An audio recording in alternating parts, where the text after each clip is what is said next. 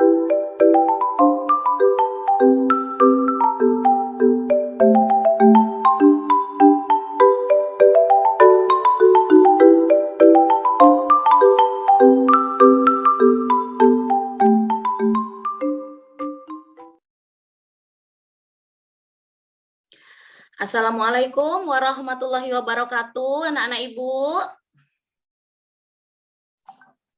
Waalaikumsalam warahmatullahi wabarakatuh.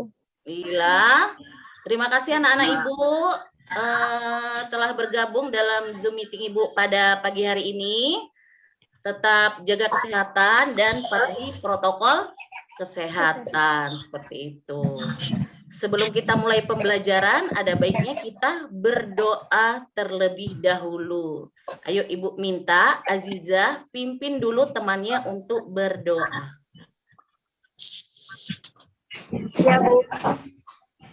Sebelum mulai pelajaran, marilah kita berdoa menurut agama kita masing-masing. Berdoa dimulai.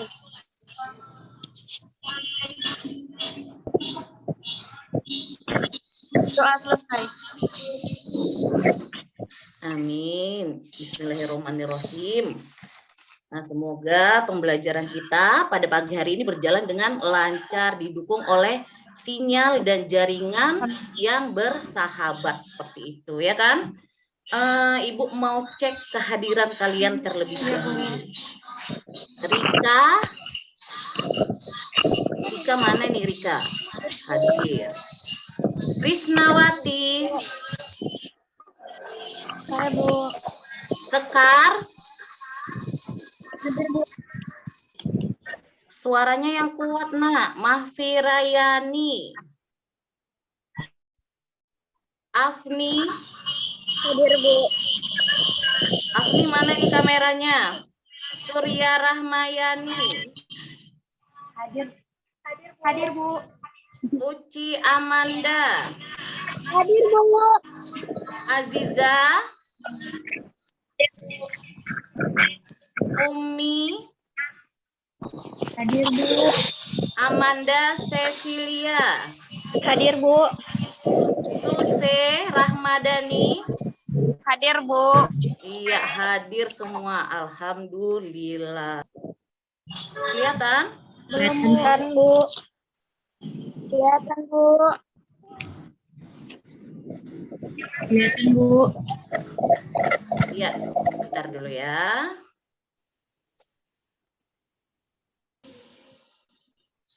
Oke. Sebelum masuk ke pembelajaran pada pagi hari ini, Ibu mau sebutkan langkah-langkah kita dalam pembelajaran pada pagi hari ini. Kita mau ngapain aja sih, Bu? Seperti itu. Jadi, di sini nanti ada tujuan dan manfaat kita dalam pembelajaran hari ini. Ada materi nanti yang mau Ibu sampaikan ke kalian. Setelah itu, nanti kita ada diskusi lembar kerja peserta didik. Terus selanjutnya nanti anak-anak Ibu minta presentasi hasil diskusi belajar kalian selama pembelajaran hari ini. Selanjutnya nanti kita buat kesimpulan. Setelah itu nanti ada Ibu kasih namanya evaluasi mandiri. Nah sekarang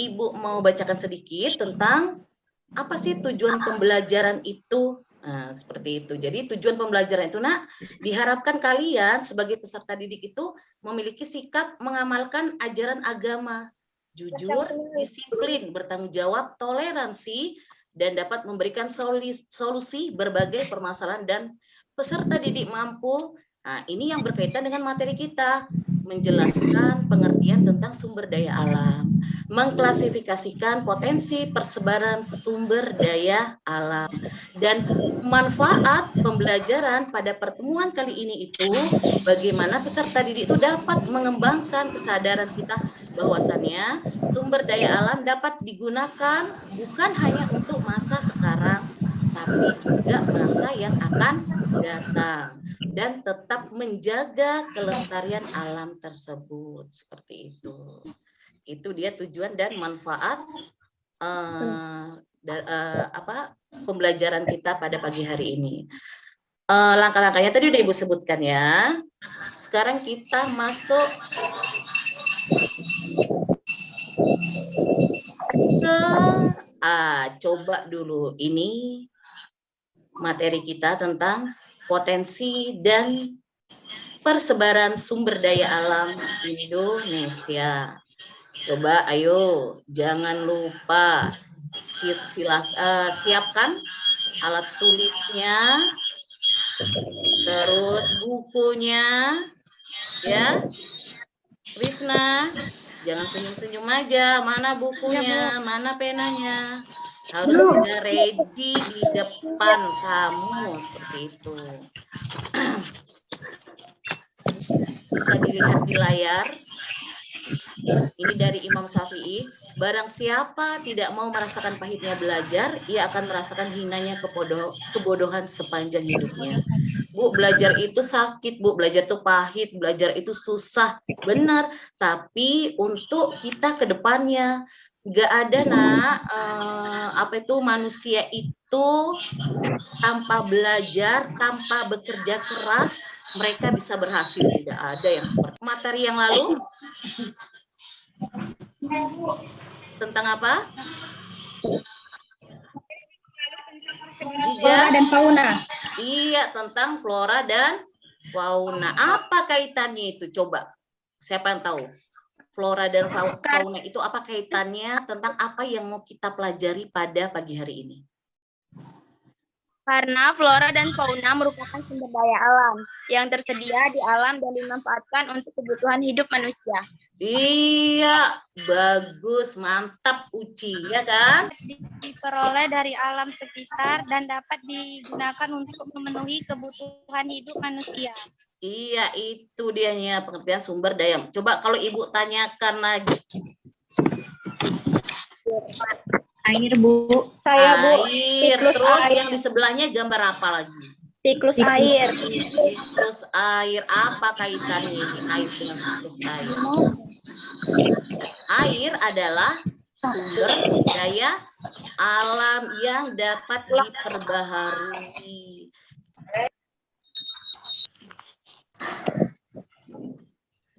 Nah, ini tambahannya Bumi.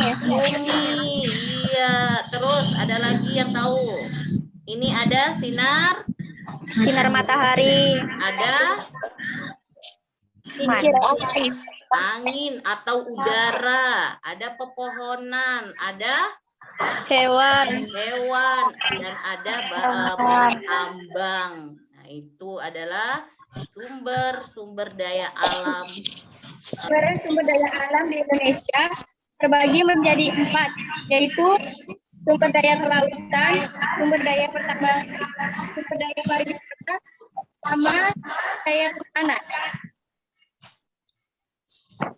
Iya, sumber daya kelautan. Suara kamu kecil kali, Sekar. Sumber daya pertambangan, sumber daya pariwisata, dan sumber daya kehutanan. Ini akan kita ulas, akan kita bahas satu persatu.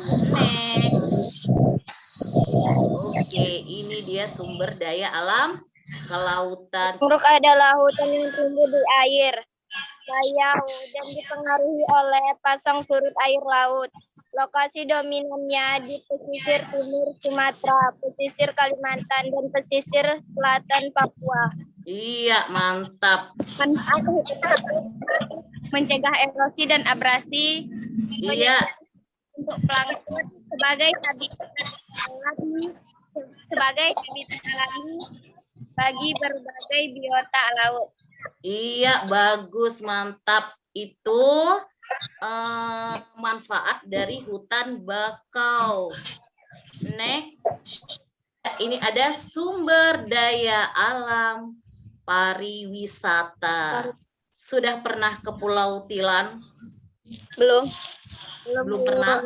Padahal ini adalah salah satu tempat wisata di Kabupaten Rokan Hilir. Ya, kapan-kapan nanti Ibu ajak kalian ke Pulau Tilan. Benar ya, Bu? Ya, insya Allah. Ini ada wisata buatan. wisata buatan itu satu objek yang dibuat secara sengaja, yang sengaja dibuat untuk menarik minat kunjung wisatawannya, seperti itu. Ada enggak selain taman bermain dunia fantasi, kebun raya Bogor, ada enggak yang tahu apa lagi? Wisata Danau buatan. apa saja? Danau buatan. Iya, danau buatan, apalagi? Kebun binatang. Trans Studio Bandung. Kebun binatang, kalau nyebut binatangnya jangan ke temannya ya, Nak ya. Iya, Bu. Ya, terus apa lagi? Iya, Bu. Trans Studio Bandung. Trans Studio Bandung, walaupun belum pernah ke sana, tapi ini ada wisata alam. Wisata alam itu, coba siapa lagi nih Bu? Suruh baca. Susi mana Susi? Susi kok nggak kelihatan Ibu ya? Bentuk kegiatan rekreasi dan pariwisata yang memanfaatkan potensi sumber daya alam. Nah, biasanya kalau wisata alam ini memang benar-benar alami seperti ini. Ini contohnya nih, Pixbex di Lombok, ada air terjun Nyare di Pariaman, ada Gunung Bromo. Next. Ini data pariwisata di Indonesia, bisa dilihat bagaimana jumlah kunjungan wisatawan itu. Kalau dari mancanegara itu wisatawannya itu lebih tinggi dibandingkan wisata Nusantara. Iya. Tadi sudah mengerti kalau Ibu lihat ya. Iya, lanjut. Nah, ini ada sumber daya pertambangan. Pertambangan adalah pengalian atau pengambilan potensial dari dalam bumi. Ini ada berbagai jenis hutan yang ada di Indonesia. Ini Ibu tampilkan juga gambarnya. Ada hutan hujan tropis, hutan musim, ada lagi hutan mangrove, sabana, dan hutan lumut. Nah, ini beserta gambarnya Ibu tampilkan. Jadi kalian tahu, oh ini rupanya hutan sabana ini, oh ini hutan lumut, seperti itu. Udah. Terakhir ini materi kita selesai. Sekarang kita masuk seperti yang Ibu janjikan di langkah pembelajaran di awal tadi. Bahwasannya kalian berdiskusi dahulu di WA, kerjakan sesuai dengan petunjuk. Tadi malam udah Ibu share di WA apa-apa saja yang mau kalian kerjakan. Oke, kelompok 1, kelompok 2-nya aja Ibu kasih waktu ya, nggak banyak-banyak karena nanti kita presentasikannya lagi. Ayo kelompok 1, waktunya sudah mau habis. Sumber daya alam yang potensi hutan, contoh hutan, dan sisipkan gambarnya. Dan masuklah ke yaitu kayu, contoh potensi hutannya ada kayu jati, kayu akasia, kayu cendawan, kayu meranti. Iya. Persebaran kayu jati itu ada di Pulau Jawa, Nusa Tenggara, dan Bali. Oke. Persebarannya di Pulau 37 jenis, Sumatera 91 jenis, Sulawesi 36 jenis, Jawa 19 jenis, Riau 48 jenis, dan Maluku 11 jenis. Minyak kayu putih persebarannya penghasil terbesar di Kepulauan Maluku, yakni di Pulau Buru dan Pulau Jawa. Dari hasil pembelajaran kita pada pagi hari ini, coba siapa yang dapat menyimpulkan? Siapa yang dapat menyimpulkan apa saja yang kalian dapat dari materi yang Ibu sampaikan? Coba siapa?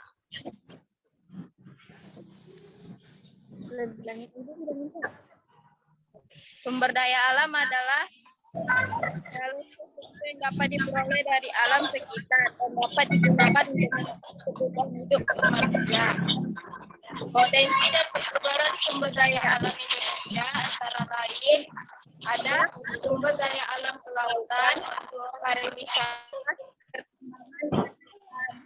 Iya, bagus Rika. Itu apa sedikit cuplikan atau kesimpulan dari apa yang kita pelajari pada pagi hari ini. Ibu tambahkan sedikit.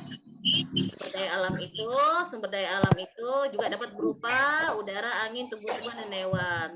Selanjutnya, dari pengelolaan sumber daya alam ini harus dilaksanakan dengan memperhatikan kelestarian lingkungan secara berkelanjutan melalui upaya prinsip penghematan dan prinsip daur ulang. Selanjutnya, ini next pertemuan kita yang selanjutnya.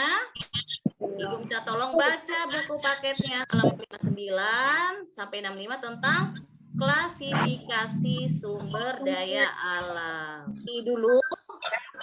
Terima kasih nak, kalian telah bergabung di Zoom meeting Ibu.